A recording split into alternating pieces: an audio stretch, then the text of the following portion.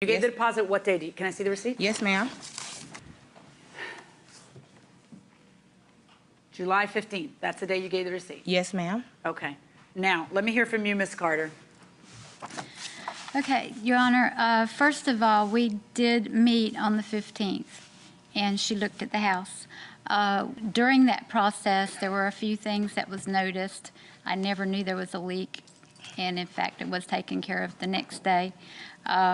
Everything that was found was taken care of the next day on Saturday. Okay, what But was she discussed gave between me- the two of you that day that was found? That day, was she had the Section 8 voucher. She wanted me to take it and wanted the property. All the family members liked it. She liked it. I said, I won't take it off the market unless you give me a partial deposit. I said, I need $500. She said, well, all I can give you is $200 today. I said, well, okay, if you agree that on Monday you'll give me the other $300, then I'll hold it till Monday. If not, everything will be forfeited. I had her sign that. I had her sign to that agreement. Can I see that? And that is in the on the back side of the.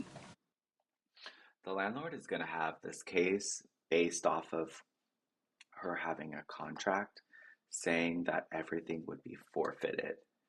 This is stuff that's fine when you're just signing and accepting and okay. There are a ton of rules like this where they don't fully explain it to you. Car sales do the same thing. Unless you have a good, honest car salesman, they tell you everything.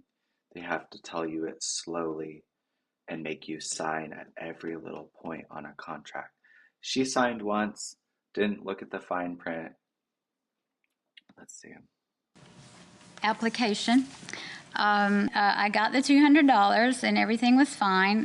When she said, I don't want anybody else in my house messing up my carpet. She said, no, I wanted to get it off the market. I said, okay, done. It's done. On Monday, I got a telephone call from her, and she says, I changed my mind. I want my money back. And I said, you remember that we had a very lengthy conversation, Tanisa. I said, if you don't give me the other money and go ahead with this, even signing a lease, you're in a lease situation at this point. I said, you lose that $200, you don't get it back.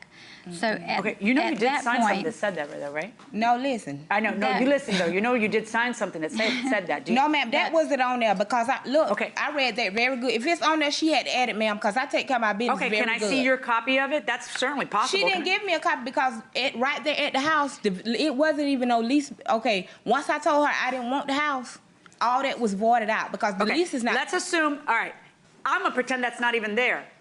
You give $200, you sign a lease.